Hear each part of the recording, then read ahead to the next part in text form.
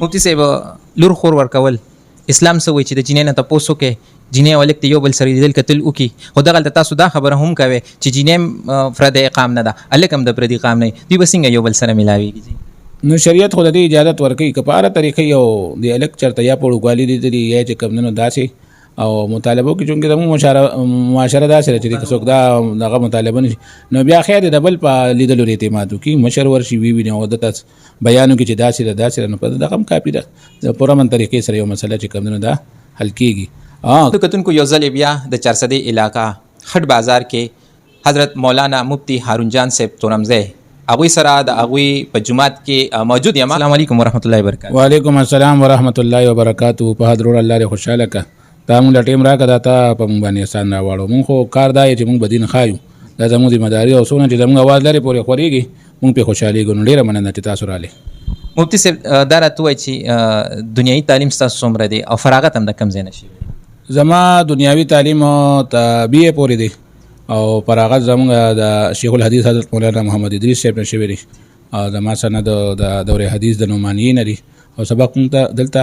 کله چې تورنګزو کې شیخ صاحب هغه وخت کې شیخ صاحب سره دوره حدیث کړیو. دین خورول چې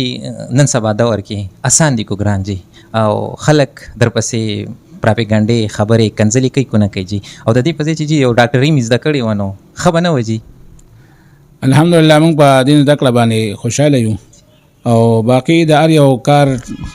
هغه ریاکشن چې کوم نه مختلف راځي بعضې په ښه مثبت پهلو باندې زموږ د خدمات خلک اخلي او بعضې په منفي باندې اخلي او چې کوم خلک یې په منفي باندې اخلي نو موږ د هغوی نه صرف دا د هدایت دعا ورته کوو چې الله دې ورته هدایت نصیب کړي باقي خفه پې ځکه دی چې دا د انبیاو میشن دی پیغمبرانو هغه میشن هم خلکو بعد ډېرو خلکو په منفي دغه باندې اغېشتو او یې پې صبر کړي د موږ به پې صبر انشاءالله. مفتی صاحب ډېر یو اهم سوال دی ملګري بار بار تپوس کوي پرسنل کې رابطې هم کوي چې یاره فات به تاسو په دې باندې د مفتی صاحب نه د مولانا صاحب نه هم په دې باندې تپوس وکړي. نن سبا موږ وګورو چې باغونو کې چې کوم د میوې بوټي وي کو هغه لوکاټ شي یا شلتالو شي یا داسې الوچه شي دې ګلو نیسي نو دا موږ په کوم چې د دې ډیلر وي یا باغوان وي نو هغه موږ هم د ګل دوران کې موږ دا په دغه سړي باندې یا په دغه باغوان باندې موږ ورخرڅ کړو. ستاسو څه د علما کرامو څه تاثرات دي او اسلام دغه حوالې سره څه وایي چې دا جایز دی او که دا حرام دی؟ نو فقهاو چې کومه پورې د دې خبرې وضاحت کړې نو هغه دا دی چې په ګل کې باغ خرڅول اخیستل دا ممنوع ناروا دي. که یو سړی دا وایي چې یاره ما نه بیا دا باغ خطا کېږي بیا پې بل کس راځي دا زه په وخت باندې اخلم نو د هغې بیا فقهاء کرامو خپله طریقې ذکر کړي دي هغه دا چې دا ځمکه د وخت نه اجاره واخیستې شي او کم وخت کې چې دی کله بیا شوکوي نو بس هغه ګل به هم د دي او هغه میوه به هم د دي نو ځمکه دې ورسره اجاره واخلي نو د هغې نه پس چې کوم دی نو دی دا بیا اخیستې شي او که نه ځمکه اجاره نه اخیستې او صرف ګل اخلي او صرف باغ اخلي نو بیا چې کوم دی نو فقها دا چې کوم دی نو ممنوع ګڼي. دوی دا خبره کوي چې موږ د سوات نه یا د باجوړ نه یا د بل ځای نه باغوان راشي په هغه باندې موږ په 400 کې دغه میوه چې کوم شلتالو دی یا الوچه ده په ګل کې هغه پې موږ خرڅ کړو. نو ګل کې کوشش دې وکړي چې یاره ګل ته لږ صبر وکړي چې دا کله د ګل نه میوې پروسس ته وړي نو بیا علما د هغې د خرڅ اجازت ورکوي نو اړو د خبره به د اختلاف نه بار شي او چې کله دا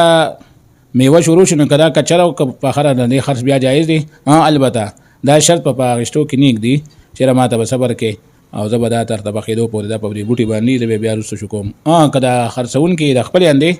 ورته پرېږدي نو دا بیا جایز دی او که نه هغه په بیا کې شرط ایږدي چې ما ته به صبر کې نو دا بیا پاڅېدل او فقها په دې باندې د عدم جواز فتوا ورکړې ده. زموږ د کورونو کې اکثر زنانه غوا کټې چیلې دا واخلي او بل یې ورکړي په نیمه باندې نو د نیمې مسله خو له کټولو فقهاو لیکلې چې یاره دا جایز نه دي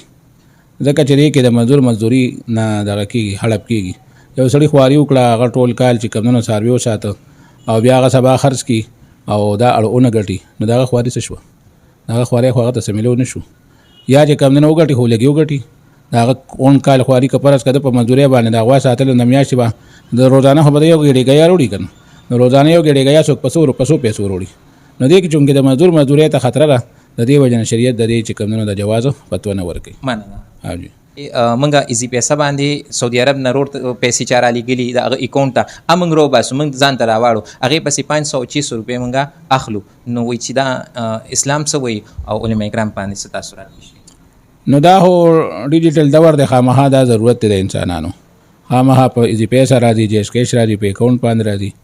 نو که په دې باندې دکاندار دغه خدمت پیسې الی نه دا خدمت پیسې دي دا پیسو پسې پیسې نه دي ایزی پیسې اکاونټ کې یو سړی پیسې ساتي او ایزی پیسې اپ ولا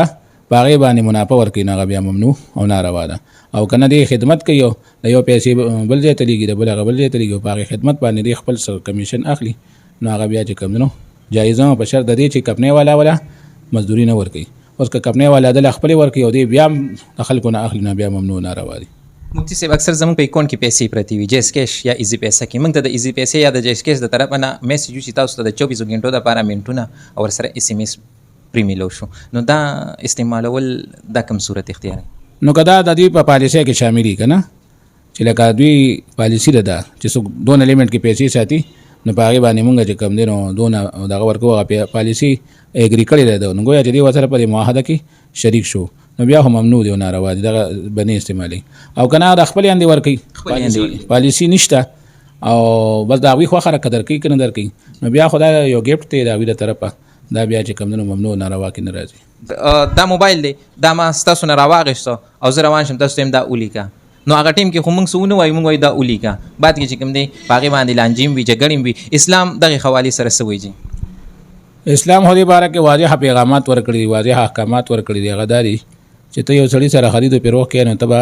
د پیسو تپوس کې چې دا شی مال ته پسو راکې نو کاغه په نقد یم چې تا ته پته ولګي او کاغه په قرض او په لیکلي تا ته چې پته ولګي چې را د دې شی د ما پسې 2 روپۍ ولګي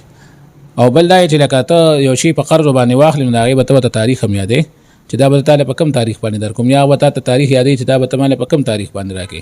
کدا سیونه شنه دا بیا دا شی ممنوع کیږي ناروا کیږي زمون خلک په دې کې چې کم نه غفلت کوي دکاندار نه سودا اخلي او یولي کا دا ته پته نه لګي چې دکاندار ما پسې سونه ولي کوي پر هغه مجلس کې ته دا پته لګېدل ضروری دي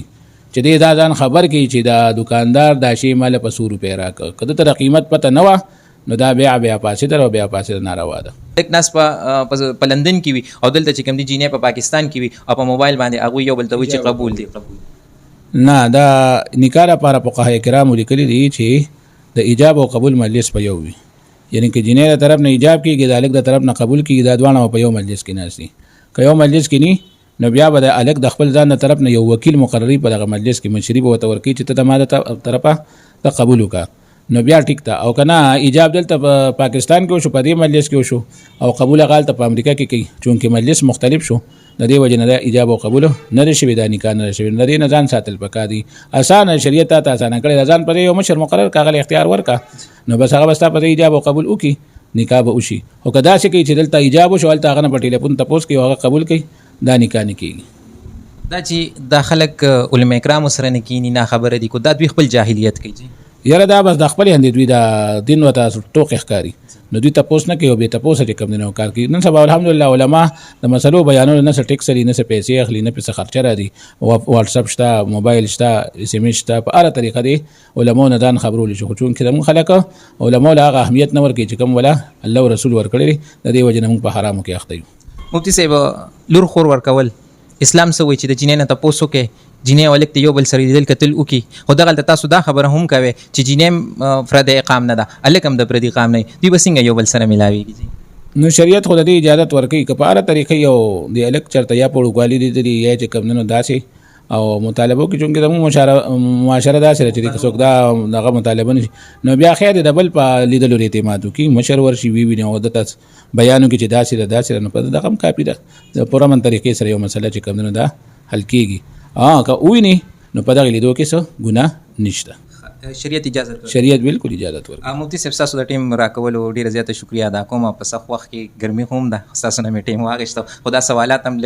اخم وي ملګري رابطې کوي چې تاسو په دې باندې تاسو کې په تاسو په دې باندې تاسو چې د زړه د کومې نه شکریا ادا راتلی شي هر وخت راتلی شي الله مو خوشحاله کړه تاسو شکریا ادا کوو مننه ډیره مهرباني